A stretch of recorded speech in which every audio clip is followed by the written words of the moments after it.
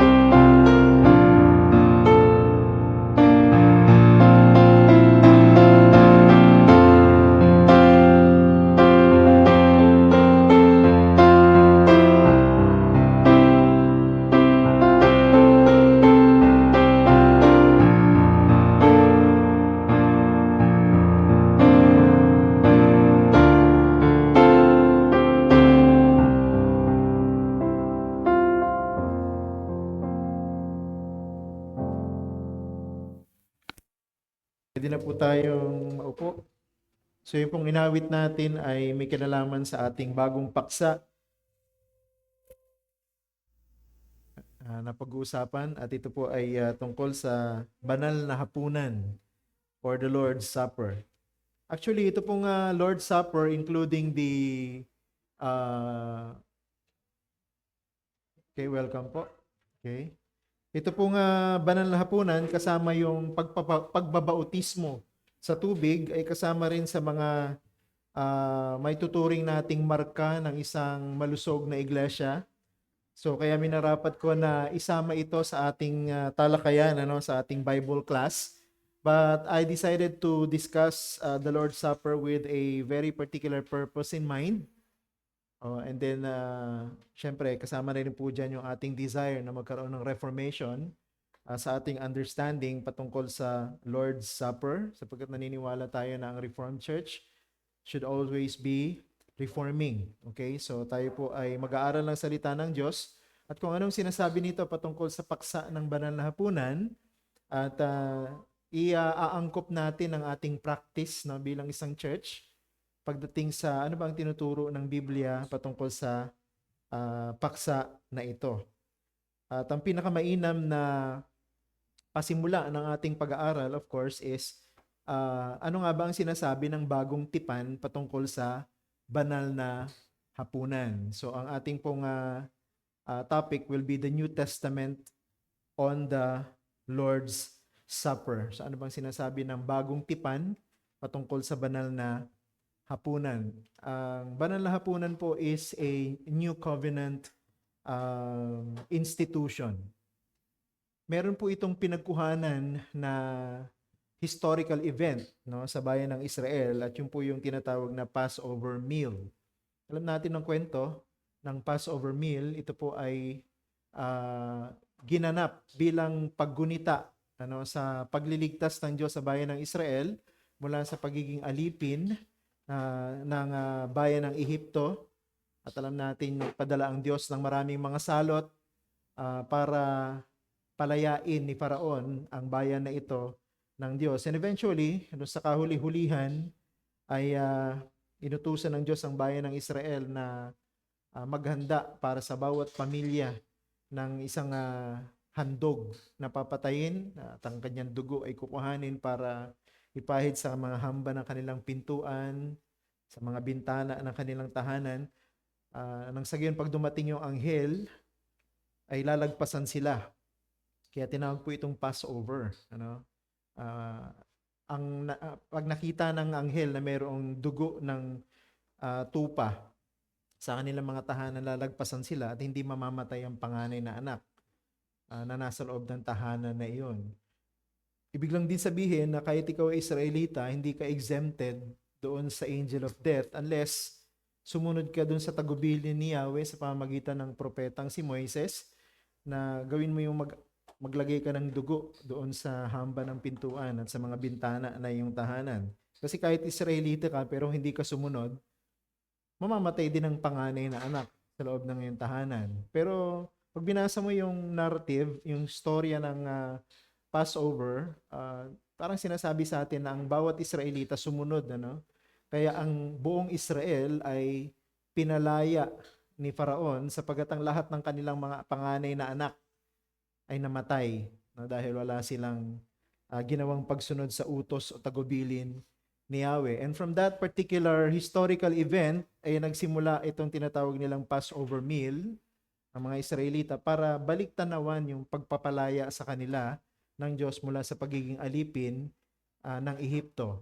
Pagdating natin sa New Testament, sa New Covenant, nagkaroon ng panibagong kahulugan ang Passover meal. Kung matatandaan nyo sa John, sa huling mga sandali na kasama ng Panginoon ng kanyang mga alagad, ay nagkaroon sila ng huling hapunan. At sa huling hapunan na yon, actually, in-institute o inintroduce ng Panginoon ang isang panibagong pagkaintindi sa Passover. It's the same Passover commemorating deliverance from slavery, pero hindi na yung physical na pagpapalaya mula sa pagiging alipin ng isang bansa, kundi spiritually, na binigyan ng Panginoon ng bagong kahulugan at mas malalim na kahulugan ng hapunan na ginagawa tuwing Passover. At ito ay ang pagpapalaya ng Diyos mula sa mga makasalanan o sa mga makasalanan mula sa pagiging alipin nila ng kadiliman. So the Lord did not only introduce to us, actually He didn't introduce a new meal, kundi yung dati pa ring Passover meal, binigyan niya ng mas malalim na kahulugan. Di ba sinabi niya ito ang bagong tipan sa pamamagitan ng aking dugo. So it's an anticipation o pag-expect niya ng pagsiset niya ng expectation sa kanyang mga alagad during that time na mamamatay siya sa krus, pero siya muling mabubuhay, pero ang kanyang kamatayan ay magiging dahilan ng kanilang paglaya, hindi from the Roman Empire, kundi from Satan and the kingdom of darkness. So yun yung transition, no, from the old covenant to the new covenant. And probably we will have a specific lesson regarding that. Yung continuity and discontinuity ng Lord's ng Passover meal to the Lord's Supper sa susunod siguro natin mga pag-aaral. Pero sa ngayong hapon na ito, gusto kong pagtutukan natin ng pansin. Ano ba sinasabi ng bagong tipan patungkol sa banal na hapunan? Actually, itong mga lessons na ating pag-aaralan ay hinango ko. Marami sa mga ito ay hinango ko mula sa aklat ng isang kilalang Reformed Baptist pastor din, na si Richard Barcelos. Ang title ng kanyang aklat ay The Lord's Supper as a Means of Grace. So kukuha po tayo ng marami mula sa kanyang aklat at yun po ang isa sa mga gagabay sa ating pag-aaral. But of course, we will have the scripture o ang Biblia bilang ating primary source ng ating pong pag-aaralan patungkol sa topic na ito. Ano nga ba ang sinasabi ng New Testament? Since this is a New Testament institution or an event created and introduced by the Lord Jesus Christ during the New Covenant, ano sinasabi ng New Testament patungkol sa Lord's Supper? Ang totoo po niyan ay wala pong isang term or phrase ang pwede nating gamitin para ilarawan ang banal na hapunan. There is no one term or phrase that can describe the Lord's Supper. Kasi madalas sa mga churches, ang term na ginagamit o ang phrase na ginagamit ay Lord's Supper, no? O banal na hapunan. Yan ang pangkaraniwan, yan ang nakasanayan.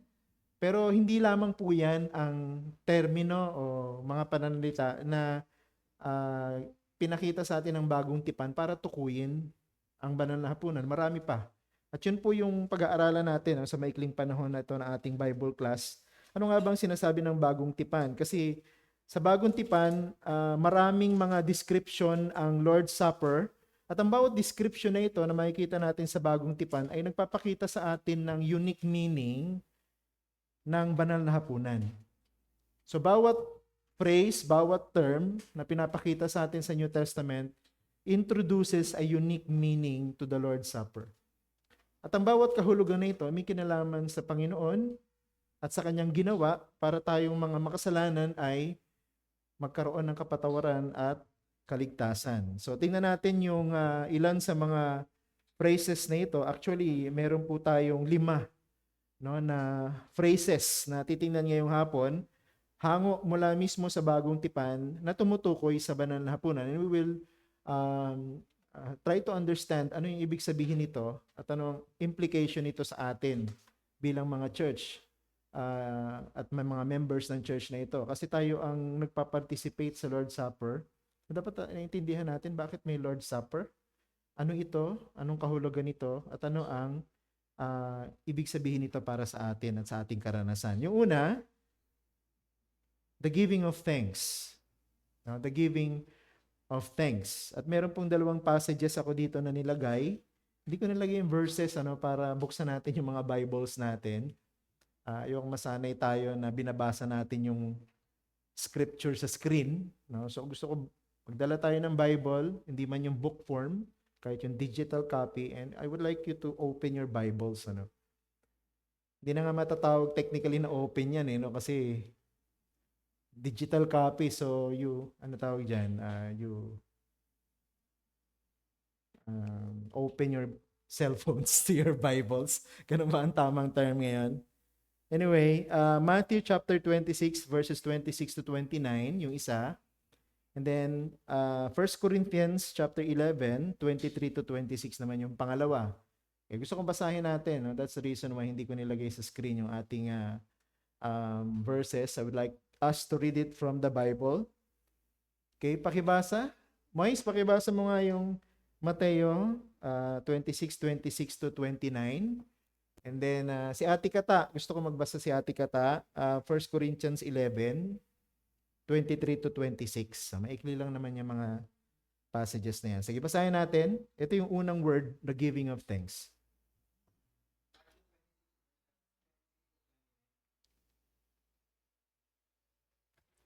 Habang sila'y kumakain ay dumampo si Jesus ng tinapay, binasbasan niya ito at pinagputol-putol at binigay sa mga alagad at sinabi, "Kumuha kayo, kainin niyo, ito ang aking katawan." At kumuha siya ng isang saro at nang magpasalamat ay binigay sa kanila na nagsasabi, "Uminom kayong lahat nito, sapagkat ito ang aking dugo ng tipan na nabuhos dahil sa marami sa ikapagpapatawad ng mga kasalanan. At sinabi ko sa inyo, mula ngayon ay hindi na ako iinom ng katas ng ubas na ito hanggang sa araw na iyon na iinumin kong panibago at nakasalo kayo sa kaharian ng aking Ama." Okay. Naisama ko pala yung verse 30 dito sa aking kopya. Okay, 1 Corinthians 11, 23 to 26. 23, pagkat tinanggap ko sa Panginoon ang ibinigay ko naman sa inyo na ang Panginoong Jesus ng gabing siya pinagkanulo ay dumampot ng tinapay. 24, at nang siya makapagpasalamat, ito ay kanyang pinagputol-putol at sinabi, ito ay aking katawan na pinagputol-putol para sa inyo. Gawin niyo ito sa pag-alaala sa akin. 25, sa gayon ding paraan ay kinuha ko ang kopa pagkatapos maghapunan na sinabi, ang kopang ito ay siyang bagong tipan sa aking dugo. Gawin niyo ito, tuwing ako'y iinom dito pag-aalala sa akin. 26, sapagkat sa tuwing kainin ninyo ang tinapay na ito at inuman ng kopa, ipinahahayag nyo ang kamatayan ng Panginoon hanggang sa dumating siya. Okay, maraming salamat po. Ito pong dalawang passages na binasa natin, ang tawag ng mga theologians dito sa passages na ito ay yung institution of the Lord's Supper. Ito mismo yung mga salita na binigkas ng Panginoong Hesukristo nung huling gabi na yon ng kanilang huling hapunan, kasama niya ang kanyang mga alagad, patungkol sa mas malalim at spiritual na kahulugan ng banal na hapunan o yung tinatawag nila na Passover meal. Ito rin mismo yung ginagamit natin ng mga pananalita every time na tayo po ay nagse-celebrate ng Lord's Supper. No? Kung matatandaan ninyo, 1 Corinthians 11, 23 to 26. So yan din po yung aking binabasa, no? Pagka tayo po ay nagdiriwang ng banal na hapunan, sapagkat yan mismo yung salita na binigkas ng ating Panginoon. At yan din ang mga salita na ating babasahin pag inaalala natin ang huling hapunan. Napansinin po natin, note, ito pong mga talatang ito po yung ginamit ng mga tinatawag na post-apostolic fathers para tukuyin ang banal na hapunan bilang Eucharistia or Eucharist. Kasi po yung salitang Eucharist ay hango po sa salitang Griego para sa pagpapasalamat o pasasalamat. Kaya po yung salitang Eucharist, hindi po yan pwedeng solohin ng Roman Catholic Church para tukuyin ang banal na hapunan. Kaya lang, kaibahan kasi sa atin, bagamat ginagamit din natin yung salitang Eucharist, hindi lamang po ito yung term na pwede nating gamitin para tukuyin ang banal na hapunan kasi maraming sinasabi sa banal na salita ng Diyos patungkol sa banal na hapunan. Pero sa kanila kasi, ang ginagawa ng Roman Catholic Church, yun lang ang tawag nila doon at wala nang iba, Eucharist. At yung salitang Eucharist ay binigyan nila ng mas malalim na relihiyosong pakahulugan. Kasi sinama nilang Eucharist sa kanilang 7 sakramento na may kinalaman sa kanilang pagkaunawa sa kaligtasan. Pero sa atin, ginagamit din natin ang salitang Eucharist kasi Greek yan, original word yan. Pag binasa mo yung original, itong mga verses na binasa natin kanina, makikita mo yung salitang Eucharistia. ano, o yung pagpapasalamat o pasasalamat. Dalawang bagay, no? Sa banal na hapunan, kaya ito tinawag na Eucharistia o pagpapasalamat sapagkat pinapahayag natin no, ang ating thankfulness sa pagbibigay ng Diyos ng kanyang bugtong na anak para magkaroon tayo ng kaligtasan. No? Hindi lang ng kaluluwa, kundi maging ng ating mga katawan. No? Di ba yung understanding ng salvation ng marami, pagka naligtas kayong kaluluwa mo lang ang maliligtas. No? Kadalasan ang assurance ay pagka namatay ka, ang kaluluwa mo ay pupunta sa langit. That's it. No? Pero ang kaligtasan sa Biblia ay kaligtasan ng buong pagiging tao natin. So, ibig sabihin ng pagiging tao natin, hindi lang tayo kaluluwa. Meron din tayong katawan. No? At kasama sa iniligtas at ililigtas ng Diyos ay ang ating katawan. At kasama yan doon sa iniligtas ng Panginoon sa pamamagitan ng kanyang pag-aalay, ng kanyang buhay doon sa krus ng Kalbaryo. For our entire well-being, both body and soul, no, for our eternal salvation. At dahil po dyan, no, pagka tayo po ay isa sa banal na hapunan, inaalala natin, kasama yun sa malinaw dapat sa ating kaisipan, whenever we eat the bread and drink from the cup, na ito pong ginawa ng Panginoon na sineselebrate natin sa Lord's Supper has something to do with my salvation. May kinalaman sa aking kaligtasan. So kaya pagdating sa hapunan, merong tinatawag na personal aspect, at meron din tinatawag na corporate aspect. Yung personal aspect, yan yung tinutukoy dyan sa first bullet, na ito ay pagpapasalamat natin sa Panginoon sa kanyang pagliligtas sa atin. Diba? Our personal salvation. Kaya yung Lord's Supper ay ino-offer lamang natin sa mga totoong na born again. They are not offered to those who are not yet born again. Kasi we are thanking the Lord for our salvation. Nagpapasalamat tayo sa Panginoon para sa ating kaligtasan. Hindi pwedeng gawin na magpasalamat sa isang kaligtasang hindi pa naman nila tinatanggap. And then second bullet, kung hindi binigay ng Panginoon ng kanyang sarili doon sa krus ng Kalbaryo, wala pong pag-asa ang sinumang makasalanan. At kapag tayo po ay sumasama sa banal na hapunan, pinagpapasalamat natin yon ng Panginoon, binigyan tayo ng pag-asa. So ito pong banal na hapunan is a meal of those who are given hope. Sila na mga binigyan ng pag-asa. Diba sabi nga ni Peter, tayo ay merong buhay na pag-asa. Buhay na pag-asa. Hindi lang po ito basta pag-asa. Kasi sa mundo, may mga pag-asa naman ng mga tao sa mundo kahit hindi sila mananampalataya. Marunong silang umasa, marunong silang mag-hope, diba? Sa maraming bagay.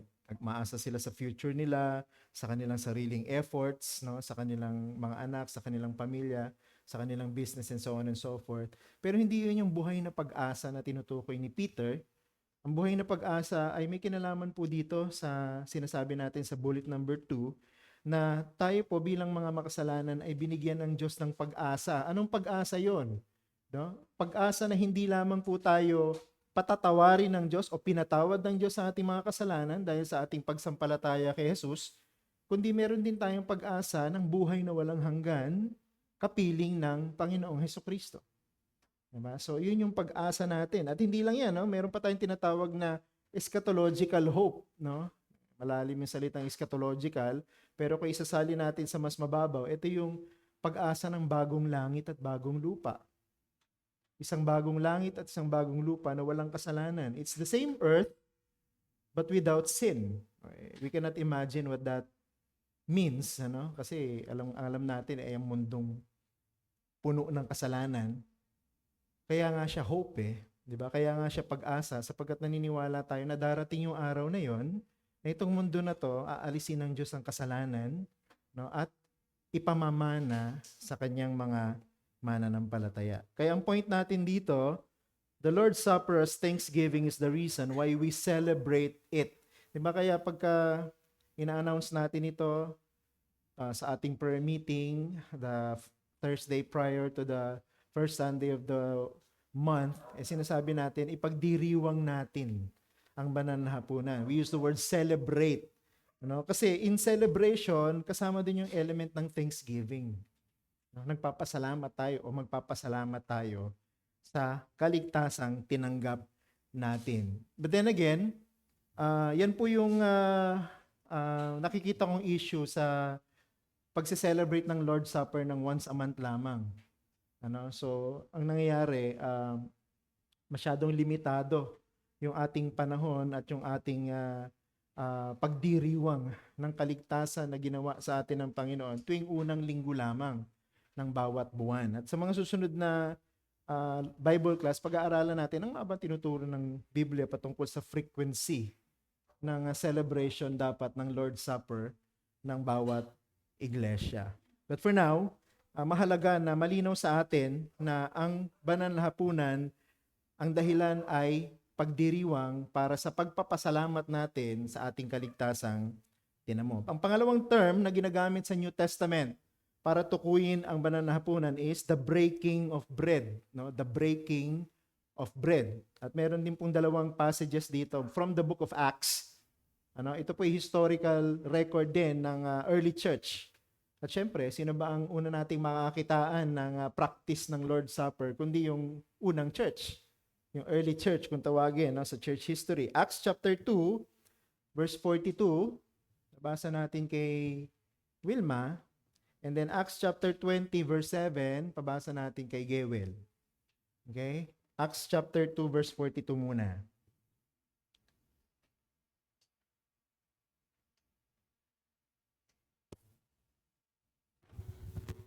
Nanatili sila sa turo ng mga apostol at sa pagsama-sama sa pagpuputol-putol ng tinapay at sa mga pananalangin. Okay. Acts 20, verse 7. Nang unang araw ng Sanlinggo, nang kami ay nagtitipon upang magputol-putol ng tinapay, si Pablo ay nagsalita sa kanila.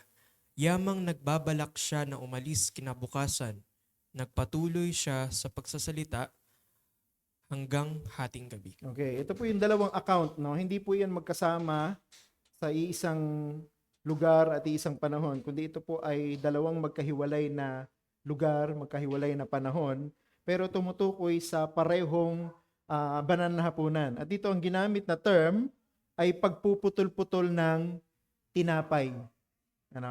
Yung ibang mga scholars, sinasabi nila yung term na pagpuputol-putol ng tinapay sa mga passages na ito ay tumutukoy sa aktual na hapunan. Kasi ang mga Hudyo, kasama sa kanilang pagkain sa hapunan ang tinapay.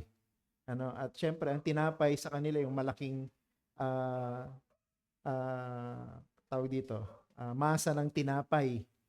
At yun ay hinahati nila pagka sila ay aktual na magsisimula ng kanilang hapunan. Kaya sinasabi ng ibang scholars, ay tinutukoy dyan sa pagpuputol-putol ng tinapay na yan ay yung hapunan or actual meal na pangkaraniwan sa mga magkaka-close, mga magkakasama sa pamilya, and even sa church.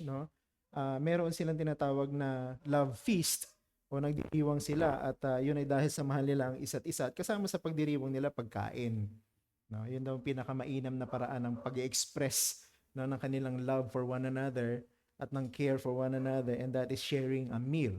Pero ako naniniwala na sa note natin, this phrase is the earliest reference to the Lord's Supper in the early church. Ako naniniwala dun sa mga ibang scholars din na iginigiit na ito pong term na ito is actually the earliest reference to the Lord's Supper sa ating bagong tipan na kopya ng Biblia. So kaya yung tinutukoy po dyan na pagpuputol-putol ng tinapay ay ang pagdiriwang ng banal na hapunan. Hindi po siya tinawag na banal na hapunan sa mga passages na yan, kundi tinawag siyang pagpuputol-putol ng tinapay. Okay? Ito pong pagpuputol-putol na tinapay ay meron dalawang ibig sabihin. Ang una, breaking bread is actually a graphic portrayal of Christ's death on the cross, where His body was broken to secure our redemption. Kaya sa ating personal na celebration ng Lord's Supper, meron tayong isang buong tinapay, tapos pinuputol natin ito, tapos pinagpuputol-putol pa ng mas maliit, di ba? Pagka kumuha tayo ng ating portion. Kasi doon natin hinango yan no? Doon sa pagpuputol-putol ng tinapay. Kasi may mga churches na ang kanilang celebration ng Lord's Supper, meron na sila tinatawag na ostia. May bilog-bilog na tinapay na nabibili na ready to eat. Yung ibang churches, ganun ang kanilang ginagamit. No? Sa akin, wala namang problema. Kaya lang, ang pagpuputol-putol kasi ng tinapay is a literal phrase no, na ginamit sa New Testament para tukuyin ang banal na hapunan. So kung literal na phrase ito na pinagpuputol-putol nila yung tinapay, pag sila ay nagbabanal na hapunan, so why can't we do it as well? No, kaya tayo, ginagawa rin natin, pinuputol natin ng tinapay at pinagpuputol-putol pa natin ng mas maliliit bago tayo mag-participate. Kasi ang tinutukoy sa pagpuputol-putol ng tinapay ay yung ginawa ng mga kaaway ng Panginoon sa kanyang katawan. Diba? Ito yung tinatawag na Pasko ng pagkabuhay. Diba? Yung Resurrection Sunday. And this is the week kung saan sineselebrate ng mga tao yung Holy Week. Diba? Kung saan ay inaalala nila na ang Panginoon ay nagdusa at ang Panginoon ay ipinako sa krus. Siya'y namatay at muling nabuhay. Kaya nga may Resurrection Sunday. The Lord didn't remain dead, but He came back to life. Pero hindi natin nakikita na doon sa pagdurusa ng Panginoon, kasama doon yung halos nagkagutay-gutay yung kanyang katawan. Maraming pelikula ang nagawa at maaring napanood natin na inilalarawan yung paghihirap ng Panginoon na pinagdaanan niya bago siya ipinako sa krus. Pero ito yung comment ko tungkol dyan. Walang anumang pelikula, kahit gaano kagaling ang mga direktor nito, ang makakapaglarawan ng kung ano yung totoong nangyari sa Panginoong Hesukristo nung siya'y pinahirapan bago siya patayin doon sa krus ng Kalbaryo. Walang sapat na pelikula. Walang sapat na description ng words para ilarawan sa atin kung ano yung totoong naganap. Kasi sa Old Testament, meron na pong mga prophecies patungkol sa mangyayari sa Messiah bago niya ialay ang kanyang sarili para sa kaligtasan ng mga makasalanan. At ang sabi sa Old Testament prophecies, darating yung point na parurusahan siya na halos hindi na siya makilala.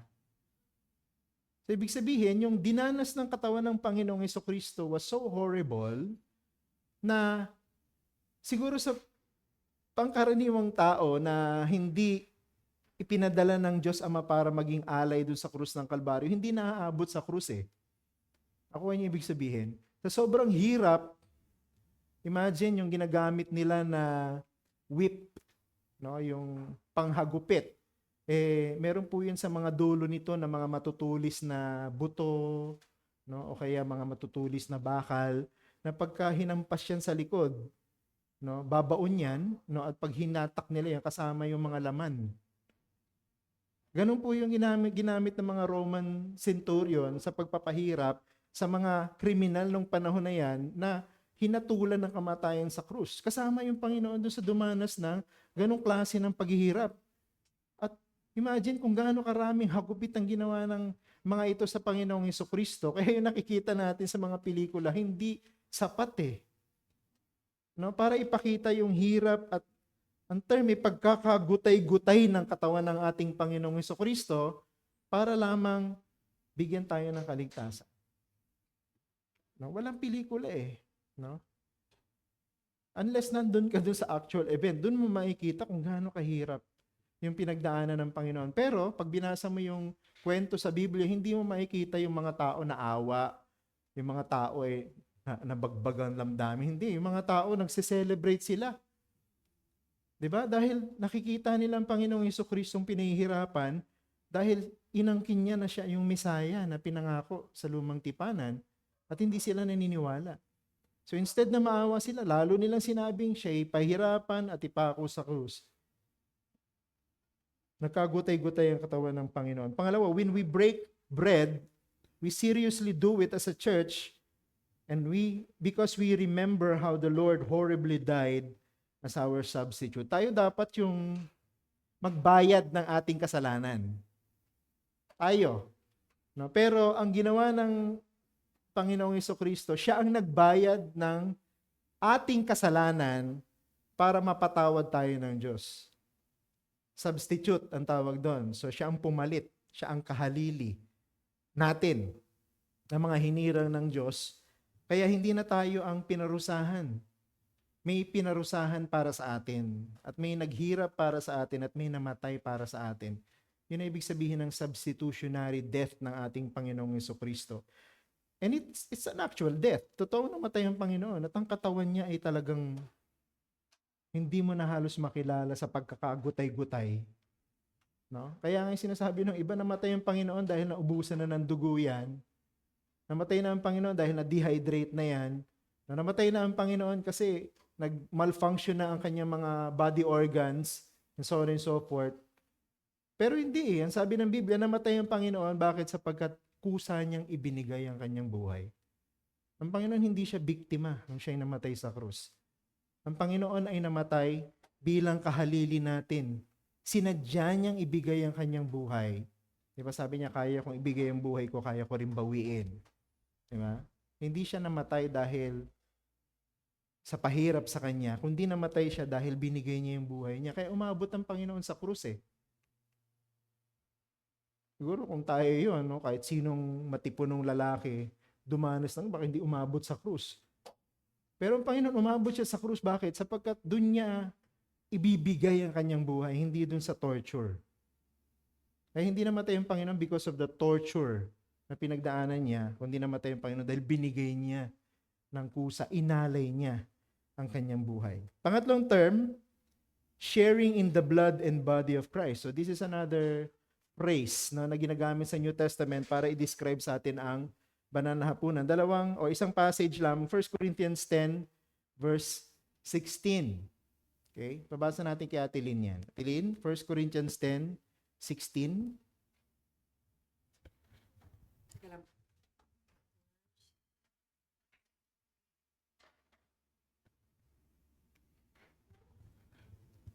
Ang kopa ng pagpapala na ating pinagpapala, hindi ba ito'y pakikisalo sa dugo ni Kristo?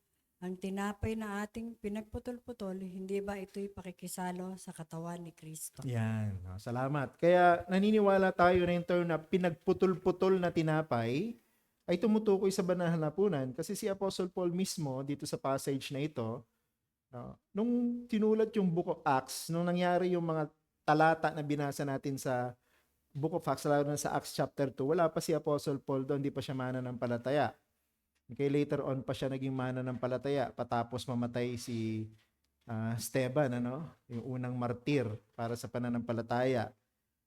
Pero doon sa sumunod na passage, si Apostle Paul na yung nagtuturo. Dito sa 1 Corinthians, ganun din si Apostle Paul. Pero pansinin ninyo, sinasadya ni Apostle Paul na gamitin yung term na pinagpuputol-putol ng tinapay para tukuyin yung banal na hapunan.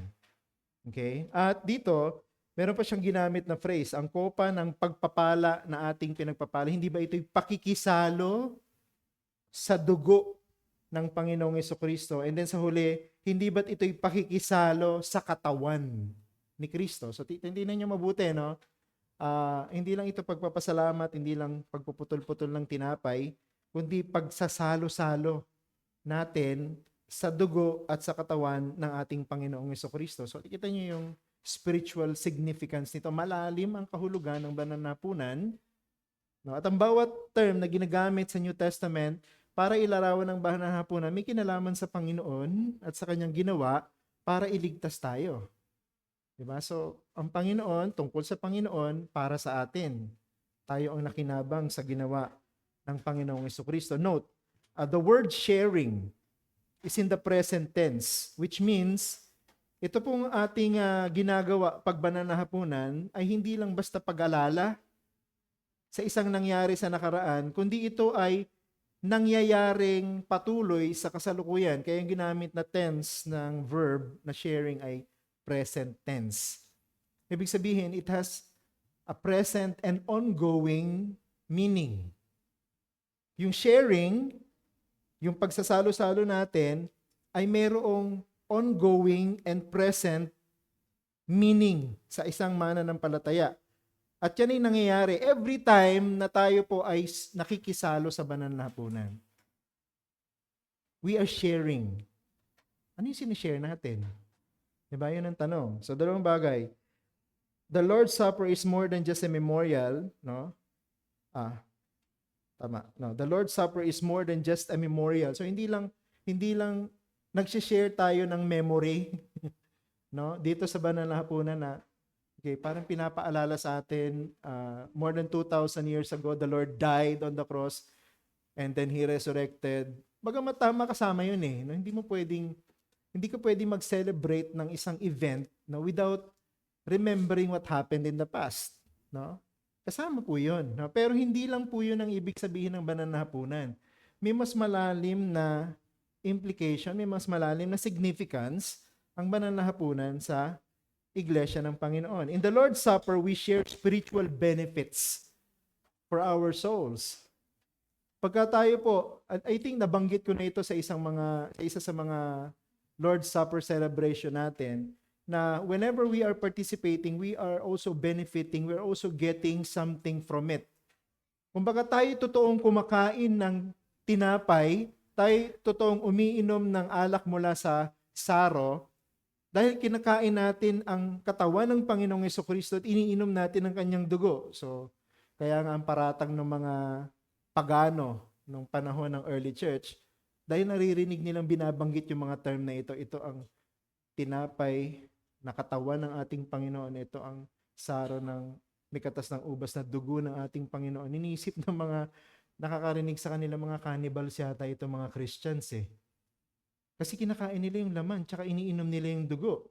Kaya yun yung isa sa mga misconception, no, ng mga pagans o ng mga hindi mananampalataya nung early history ng church sa mga mananampalataya. Kasi naririnig nila itong mga salitang ito eh. No? Pero ang totoo, bagamat hindi natin kinakain ang totoong laman ng Panginoon at hindi natin totoong iniinom ang dugo ng Panginoon, iba kasi ang turo ng Roman Catholic Church sa turo ng Biblia. Ang turo ng Roman Catholic Church, upon the consecration of the elements ng bread and wine, nagiging totoong katawan nyo ng Panginoon at nagiging totoong dugo ng Panginoon. Pero hindi yun ang ibig sabihin ng New Testament. Hindi ito nagiging physical body and blood of the Lord, but it is a spiritual body and blood we eat. Na totoong meron tayong kinakain, ano? Pag sinabi kasi natin kinakain, we consume it, we appropriate it, no? Nagiging atin, 'di ba? Pag kumain tayo ng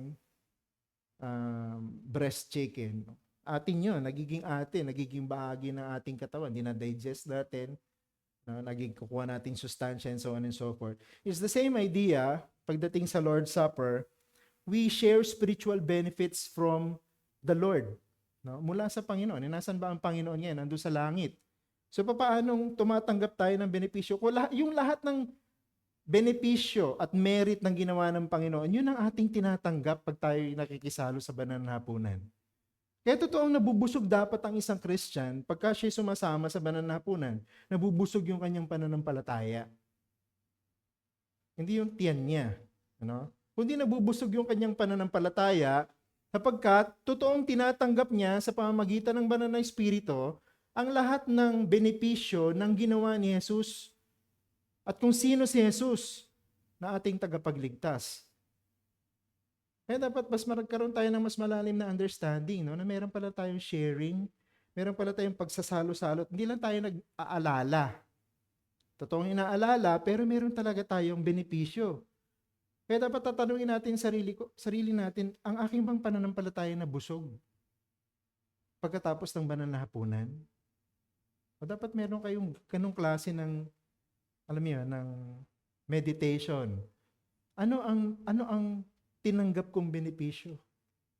No, kaya every Lord's Supper, I tried as much as possible to direct our attention kung sino si Jesus, ano yung kanyang ginawa, what's the implication, significance nito, yung kanyang sacrifice, yung kanyang death sa ating celebrations, para makikita natin na meron tayong dapat tinatanggap sa banal na hapunan. Hindi lang po ito ritual. No, hindi lang po ito activity. No? It's a spiritual feasting. Meron talagang pagsasalo-salo dito. At ang pinagsasalu-saluhan natin ay ang Panginoong Jesucristo, ang kanyang ginawa, ang benepisyo ng lahat ng kanyang ginawa. Kaya dapat yung isang Kristiyano, hindi siya magpapaliban o mag-a-absent pagka mayroong Lord's Supper. No? Sapagkat there is a special sharing that happens whenever we are in the Lord's Supper. No, dapat lahat ng Christian. Hindi ako sasama kasi nag-away kami ng mister ko kagabi. Hindi ako sasama sa Lord's Supper. Maling attitude 'yon, no? Kasi kung nagkaroon kayo ng disagreement ng spouse mo o kaya nag-commit ka ng isang kasalanan, mas lalo mo nga kailangang sumama sa banal na hapunan. So that your faith may be refreshed, no? Na yung pananampalataya mo ay mapatibay, no? Na makikita mo na kahit anong klaseng kasalanan ang nakomit mo, yung kahulugan at ang bigat ng ginawa ng Panginoong Jesucristo para tayo iligtas, sapat, para patawarin tayo sa kasalanan na yon. Kaya pagka sinasabi natin, hindi ako magpa-participate sa Lord's Supper kasi nakagawa ko ng kasalanan, tinatanggihan mo yung biyaya na magpapatibay nga dapat sa pananampalataya mo. Dahil sa ginawa ng Panginoong Jesucristo. So it's not humility, it's arrogance. Pag sinabi mo na ayoko mag-participate sa Lord's Supper. No? Kaya dapat pag may Lord's Supper, magpa-participate tayo. Kahit nakagawa tayo ng kasalanan, the more we should participate, sapagkat dapat napapaalala, ang ginawa ng Panginoon ay more than enough. No? Para ma-realize ko yung kasalanan ko at maintindihan ko may forgiveness. Kung magsisisi ako. Diba? So, nakakadagdag yon sa pagtibay ng pananampalataya mo sapagkat naalala mo yung pag-asa mo kay Kristo. Okay? And point natin dito, we also refer to the Lord's Supper as communion because of this. Kaya yung banal na hapunan, tinatawag din natin itong communion. Ano? So, yung mga term na ito, iniiwasan ng mga churches gamitin kasi na-associate sa Roman Catholic Church. Pero ang totoo, biblical terms yun eh. No? Yung sharing dito na salita, it's the same word, communion. No? So yung Lord's Supper is a communion. Ibig sabihin, we are sharing. Nagsasalo-salo tayo. Anong pinagsasalo-saluhan natin? Yung benepisyo ng ginawa ni Jesus para sa atin. So dapat magkaroon ng mas malalim na kahulugan yung Lord's Supper. Yung pala ibig sabihin. Nagsishare kami ng parehong experience ng kapatid ko sa pananampalataya dahil sa ginawa ni Jesus. So, yung same grace, yung same mercy, ay ino-offer ng Panginoon sa isang makasalanan, ino-offer niya sa lahat. Hindi lang sa isa, hindi lang sa iilan, kundi sa lahat. So, lahat tayo dapat nag-enjoy nun. Kumbaga, lahat tayo dapat nag-aagawan na mapasa atin yun. Sa banal na hapunan, na-experience natin yung communion na yun. So, we are sharing this with one another. Pang-apat, the cup and the table of the Lord. Ito po isa term pa na ginagamit sa New Testament to describe the Lord's Supper, the cup and the table of the Lord. 1 Corinthians 10:21, hindi ninyo maiinuman ang kopa ng Panginoon at ang kopa ng mga demonyo, kayo hindi maaring makisalo sa mesa ng Panginoon at sa mesa ng mga demonyo. So, dito, kino-compare ng Apostle Paul yung kopa ng Panginoon at table ng Panginoon, mesa ng Panginoon sa kopa ng demonyo at sa mesa ng demonyo. So, ibig sabihin, no, yung church, wala siya talagang kinalaman sa mga hindi mananampalataya in terms of their spiritual status. Kaya dito rin hinango yung hindi dapat makipamatok ang isang mananampalataya sa hindi mananampalataya.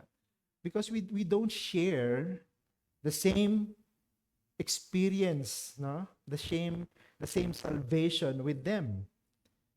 Kumbaga, totoong parehong tao, wala namang problema doon, parehong Pilipino. Pero yung isa'y mananampalataya, isa hindi mananampalataya. Pwede ba magrelasyon sila? Hindi.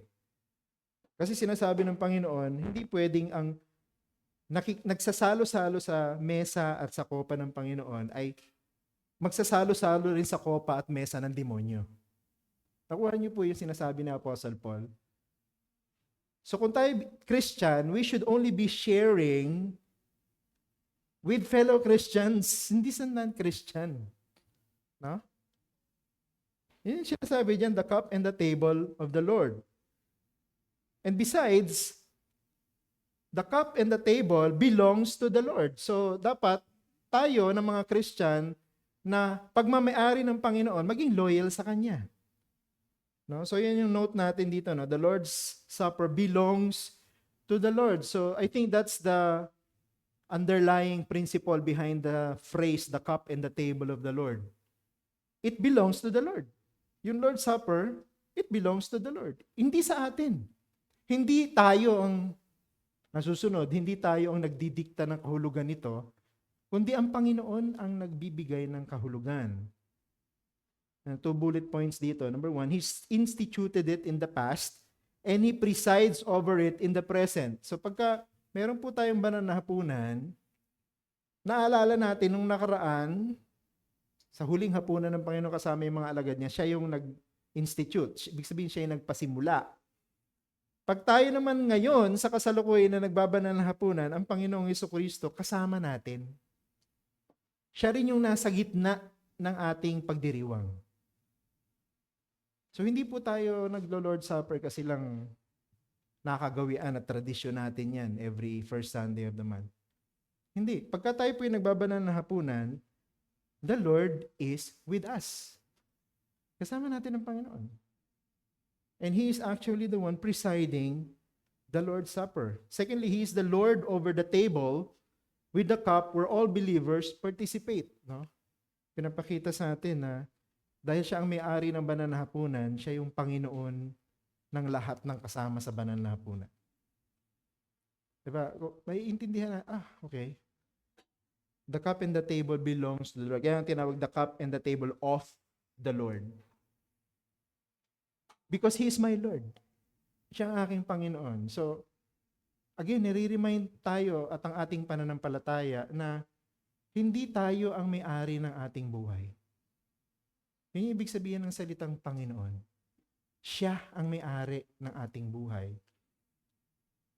Sa early church history, or actually sa early history, hindi lang sa church history, ginagamit na yung salitang slave.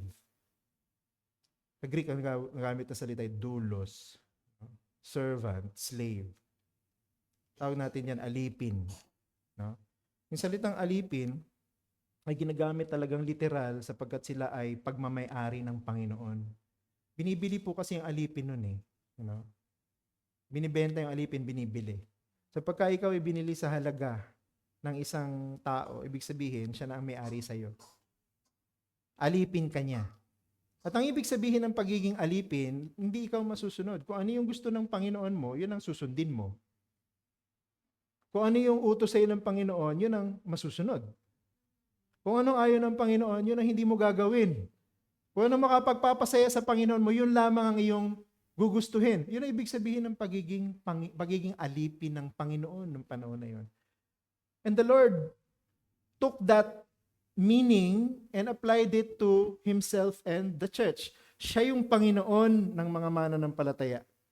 So, ibig sabihin, ang kagustuhan ng Panginoon dapat ang nasusunod. Hindi yung kagustuhan natin. Kung anong inutos ng Panginoon, yun ang susundin. Kung anong magpapasaya sa Panginoon, yun ang gagawin. Hindi yung kabaligtaran na ako ang masusunod. Gagawin ko ito kahit na alam kong ayaw ng Panginoon. Hihingi na lang ako ng tawad pag ginawa ko pagkatapos. Mali. Diba? You are betraying the very meaning of the word Lord. Siya masusunod. Siya ang masisiyahan. No? Hindi tayo. At wag nating gamitin yung patatawarin naman ako ng Panginoon pag sinuway ko siya. Alam niyo ba nung panahon ng Panginoong Jesucristo and even beyond that, hindi ginagawa yun ng mga alipin sapagkat kapag napuno ang kanilang mga Panginoon, pwede silang ibenta ulit sa iba. Ibig sabihin, pwedeng dispose yung alipin. Parang bangko na pagkaayaw niya, sige, bebenta ko na lang ito na mas mababang halaga. Bahala na kung sinong bibili sa kanya. At nagdadala yun ng, ng identity sa kanya na inayawan ka ng dati mong Panginoon.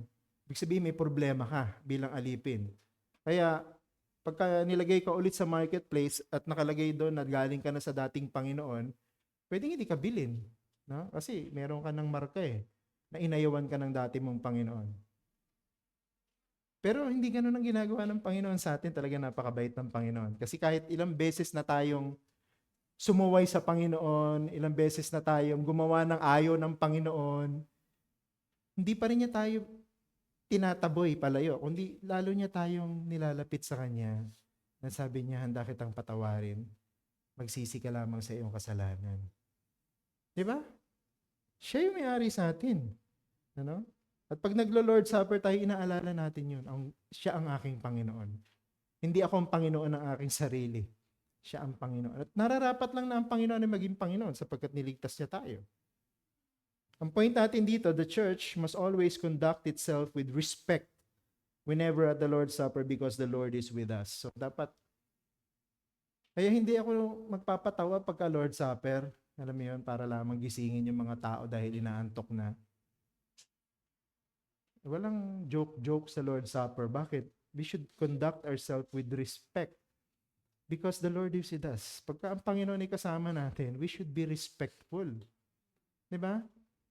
Kung meron niyang mataas na tao sa lipunan na bumibisita sa atin o kaya tayo ay napapasama sa isang event na merong mataas na tao sa lipunan, sobra tayong, alam mo yun, conduct na maayos, no? Naliligo.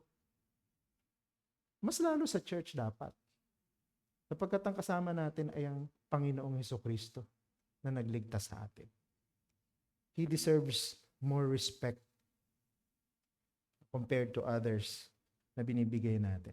And then the last one, ayan, yung normal na salita, the Lord's Supper. Isang verse lang din, 1 Corinthians 11:20, kapag kayo ay nagkakatipon, iyon ay hindi upang kainin ng hapunan ng Panginoon. So, ang term na ginamit dito, hapunan ng Panginoon.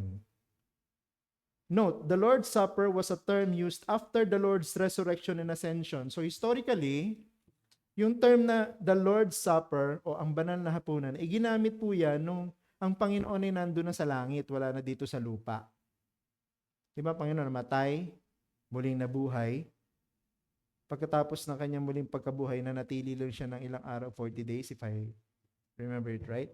Ipakita siya sa kanyang mga alagad. And then, Acts chapter 1, alam natin, pumanik ang Panginoon sa langit. So that's part of the gospel story Ang Panginoon, nagkatawang tao, nabuhay na walang kasalanan, namatay para sa mga makasalanan dun sa krus. Pagkatapos ng 3 araw muling nabuhay. Pero pumanik siya sa langit. Kasama ng gospel story yung ascension. No? At nung pumanik ang Panginoon, kasama yan sa ating term na ginagamit. When we say the Lord's Supper, we are celebrating the Lord who resurrected and who ascended to heaven. Pumanik sa langit. Wala nang Panginoon dito sa lupa. Ang Panginoon ay nabuhay kasama yung kanyang katawan at pumanik siya kasama yung katawan na yun dun sa langit. At babalik siya ulit. Diba? That's the reason why the Lord took upon Himself human flesh. Hindi lang dahil ire-represent tayo as the new creation, He's the head of the new creation at yung mga Christian part ng new creation. Kundi kasama din dun yung eschatological hope natin that this same Jesus who resurrected and who ascended will come back again with the same body and He will establish His kingdom forever. Di ba? Yan ang eschatological hope natin. And kasama yun sa inaalala mo sa Lord's Supper. Kaya nga ako, we don't have to have, kasi yung ibang church meron silang, every year meron silang mga event, na nag-commemorate ng birth ng Panginoon, death ng Panginoon, resurrection ng Panginoon, ascension ng Panginoon. Magkakaibang date yan, magkakaibang event yan. May mga church na ganun Pero sa atin walang ganun. Why? Because we all do all of these things sa Lord's Supper. Sa banal na hapunan, hindi naman pwedeng ang Panginoon ay mamatay kung hindi siya ipinanganak. Di ba? Kaya kasama sa Lord's Supper natin, kasama ang Panginoon ipinanganak bilang tao. And then ang Panginoon ay nabuhay na walang kasalanan, namatay, at muling nabuhay, at siya'y pumanik sa langit. So lahat yun, all included in the Lord's Supper.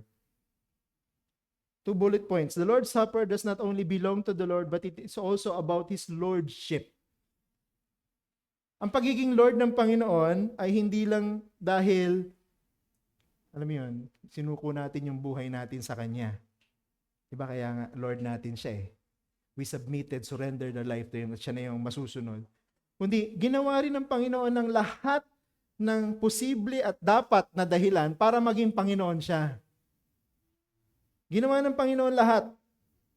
Mula sa Kanyang kapanganakan, buhay, kamatayan, muling pagkabuhay, pagbalik. Lahat ginawa ng Panginoon yon para maging karapat-dapat siyang Panginoon. Kaya walang ibang Panginoon maliban kay Jesus. Kaya kung ikaw hindi mananampalataya, hindi si Jesus ang Panginoon mo. Kapagkat hindi ka nagsusuko ng iyong buhay sa Kanya, hindi ka siya ang nagmamay-ari sa iyo. Ibang Panginoon ang nagmamay-ari sa iyo. And then second, it is a unique supper for the Lord only. So whenever we eat and drink, we are doing it for the Lord, no? For the Lord ito.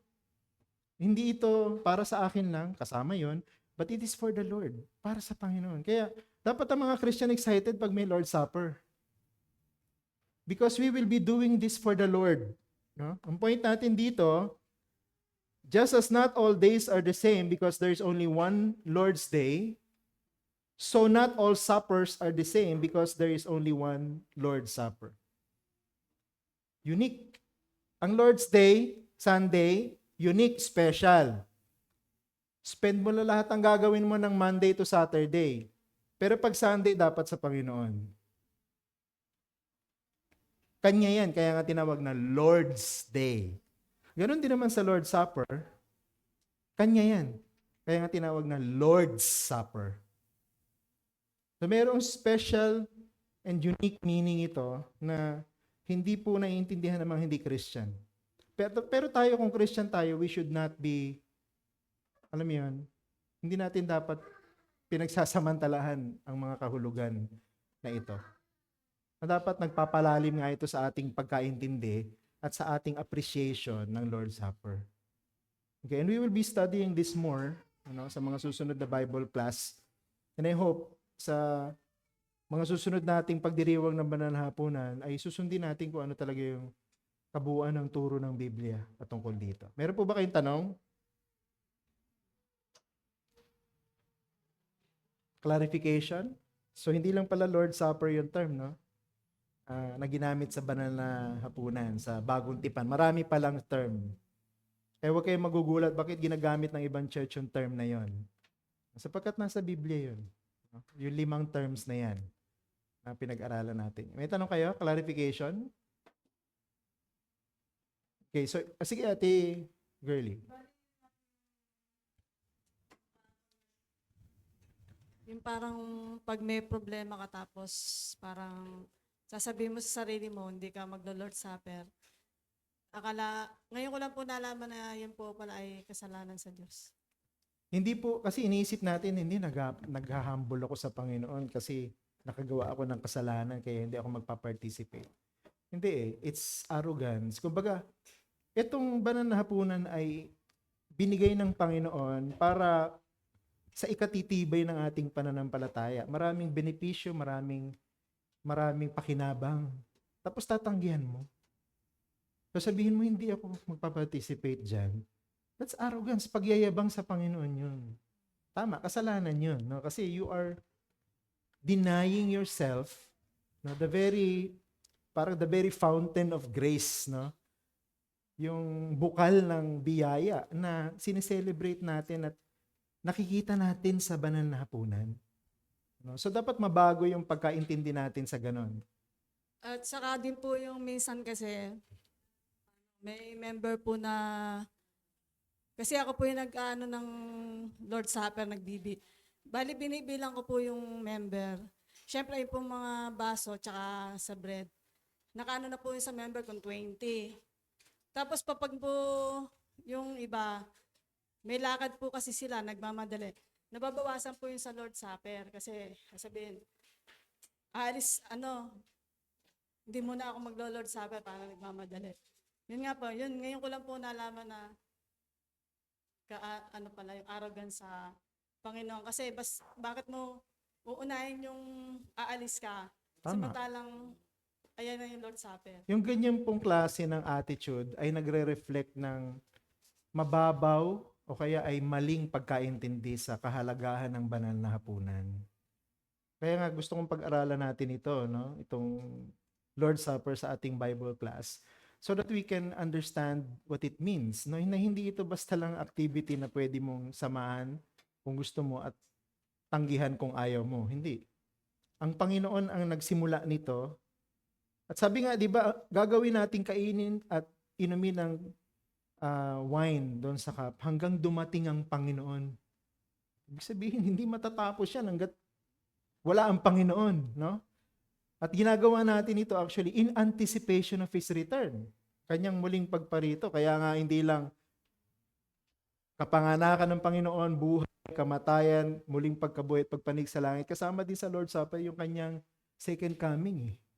Kita mo yung span of yung meaning ng Lord's Supper na yan. Diba? Mula sa simula hanggang sa katapusan covered niyan Ano? At pagka ikaw mababaw, you are actually depriving yourself, no, of the richness of this celebration. No? Kaya mali, dapat mabago yung ganong klase ng kaisipan. No? At dapat itinuturo ito ng mga pastor, no, sa kanilang mga iglesia. No? Sapagkat yung mga miyembro ang nawawalan pagka hindi nila naiintindihan yung lalim ng turo ng Biblia patungkol sa Lord's Supper. At hindi lang tayo basta-basta magpa-participate, no? Mga susunod na pag-aaral natin, dapat makita natin meron ding paghahanda na ginagawa bago dumating yung banal na hapunan. Hindi lang yung pagkatapos. Dapat bago dumating, hanggang pagkatapos, hanggang sa susunod ulit na banal na hapunan, dapat mayroong kahandaan. O kaya, kung halimbawa meron kang plano, huwag mo na itapat ng Sunday pagkatapos ng service. Dapat tapusin mo yung buong service kung saan mayroong Lord's Supper. Actually, yung Lord's Day, sa Panginoon yan, hindi mo nga dapat agawin yan No?